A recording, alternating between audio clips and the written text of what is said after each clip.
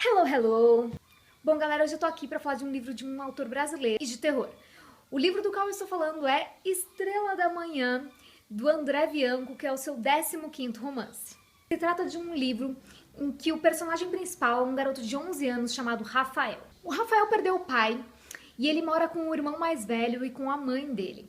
E ele sofre um grande problema, bullying na escola. Então dá pra perceber que o Rafael é um garoto depressivo, que ele sofre com solidão, ele é além do bullying e ele tem grandes problemas em casa, porque a mãe dele não liga pra ele e o irmão só trata ele mal. Pra vocês entenderem o enredo da história, o Rafael ele sempre tenta contatar o pai dele, de qualquer jeito. Ele entra na internet, ele faz alguns rituais de ocultismo, ele pesquisa sobre o assunto e ele quer porque quer falar com o pai dele em algum momento, ele quer relembrar, ele quer tentar encontrar o pai dele no além. Só que, nesse meio tempo, ele tem uma amiga na escola que acaba se tornando a namorada dele logo no começo do livro, então não se preocupem, não é um spoiler. A Renata. E a Renata sempre tá do lado dele. O cara que faz ele sofrer na escola é o Maguila. O Maguila é um puta de um babaca, ele só zoa com o Rafael, bate no Rafael. Só que o Maguila tem uma mamãe, a dona Beatriz, que é super queridinha na cidade. Ela é ricaça, ela tem um centro de estética, então todo mundo é comprado pela dona Beatriz. E a mãe do Rafael, para piorar a situação, trabalha para dona Beatriz. Ela é cabeleireira no centro de estética dela.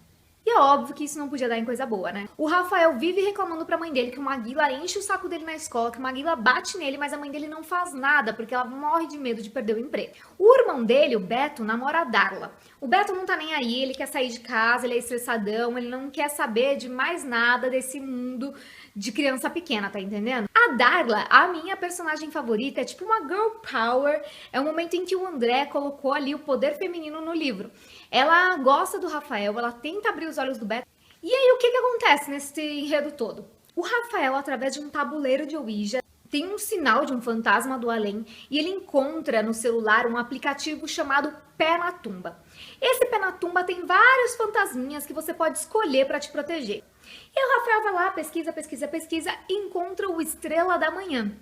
Lá está escrito que o Estrela da Manhã vai protegê-lo por 7 dias dos maiores inimigos dele. Só que o que ele não imagina é que o Estrela da Manhã é um demônio.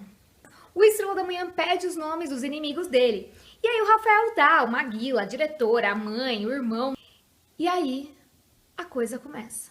Porque mortes começam a acontecer.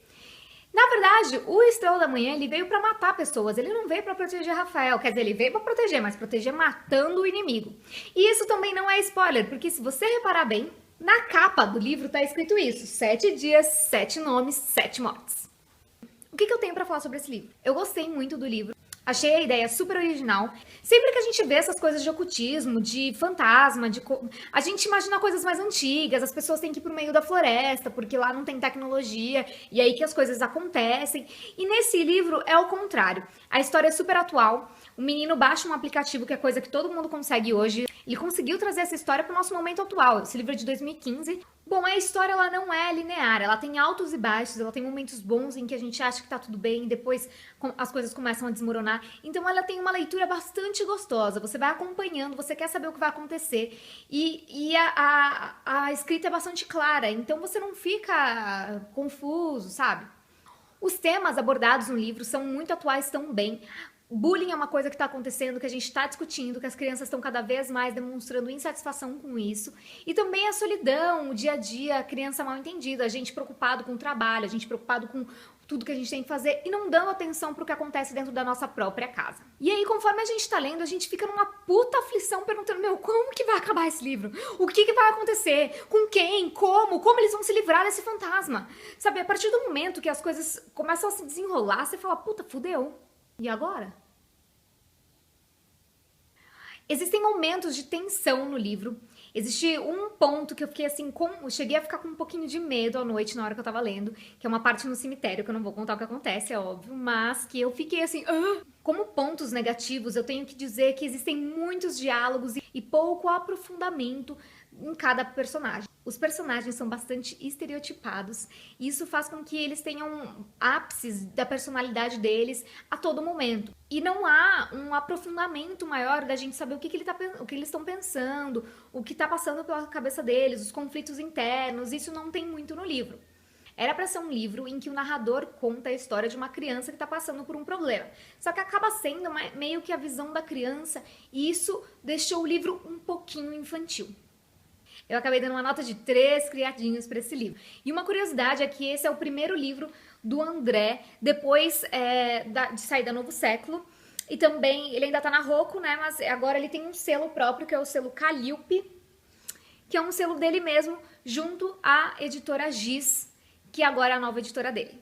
Se você gostou do vídeo, dá um like. Se você tá acompanhando o canal, eu agradeço muito de coração. Um beijo e até a próxima!